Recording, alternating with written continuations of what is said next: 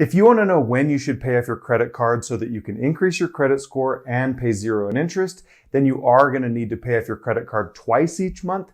And I'm going to show you when you should do that and why. And that's exactly what this video is about.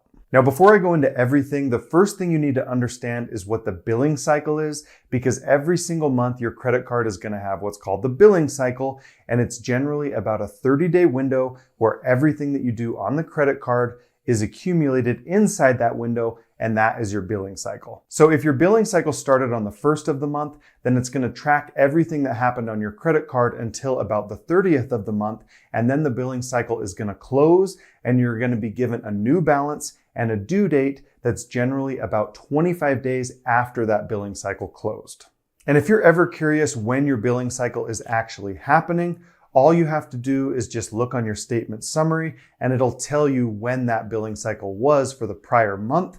And if you don't have that information, just call up your credit card and they can also tell you when your billing cycle is occurring.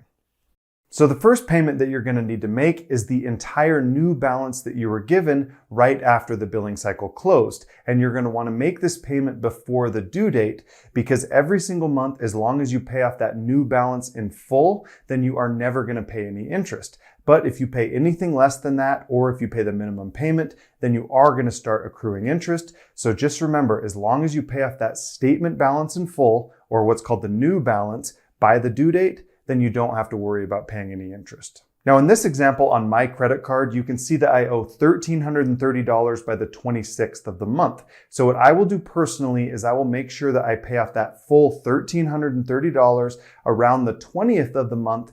That way I can be sure that everything drafted safely from my bank account and it's clear by the time the due date actually rolls around.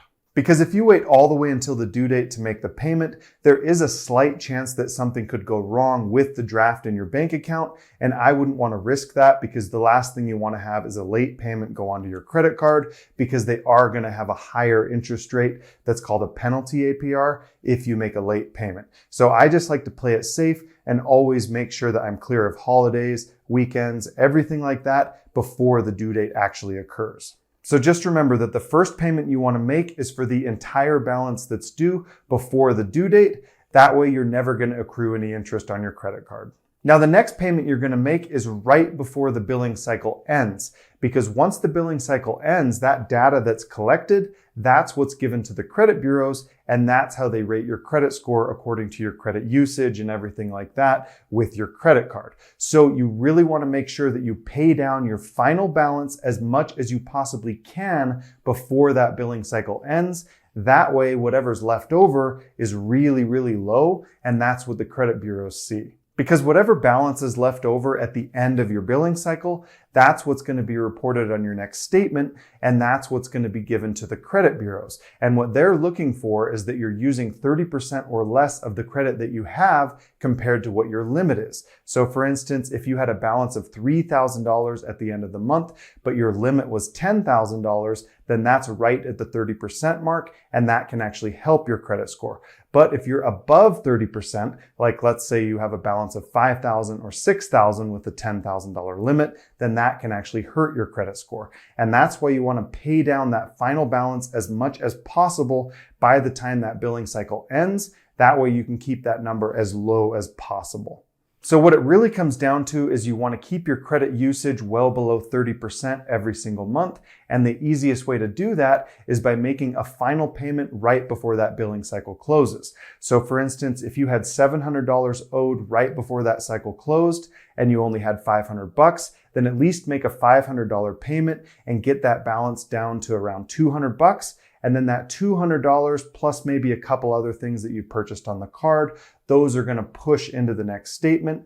And your statement's probably going to be around the 200 mark, which is really good, even if you had just a $1,000 limit, because $200 of that 1,000 is 20%, and that is going to help your credit score.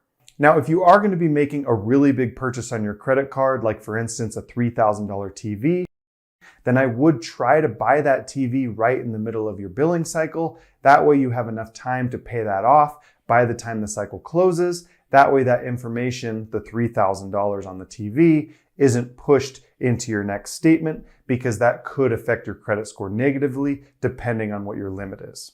And here's a quick tip that everybody can use with their credit cards, because generally whenever you sign up for a new credit card, that's when the billing cycle is going to start. So for instance, if you sign up for your credit card on the 15th of the month, then your billing cycle could actually start on the 15th, and then it will continue until the 15th of the next month. And that's how your billing cycle would run. And that can actually mess up your budget a little bit. So what I would recommend, this is what I've done with all of my credit cards, is I actually call up the credit card company themselves and tell them that I want the billing cycle to start on the 1st of the month.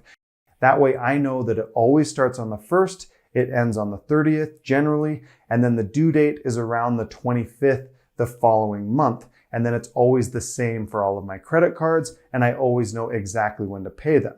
So for instance, if my due date is always about the 25th, then I'm going to make the first payment on the 20th, and then my billing cycle is always ending around the 30th. So I'm going to make my final payment on the 29th, and I do that every single month. And it's always continually like that because I have all of my credit cards on the exact same billing cycle.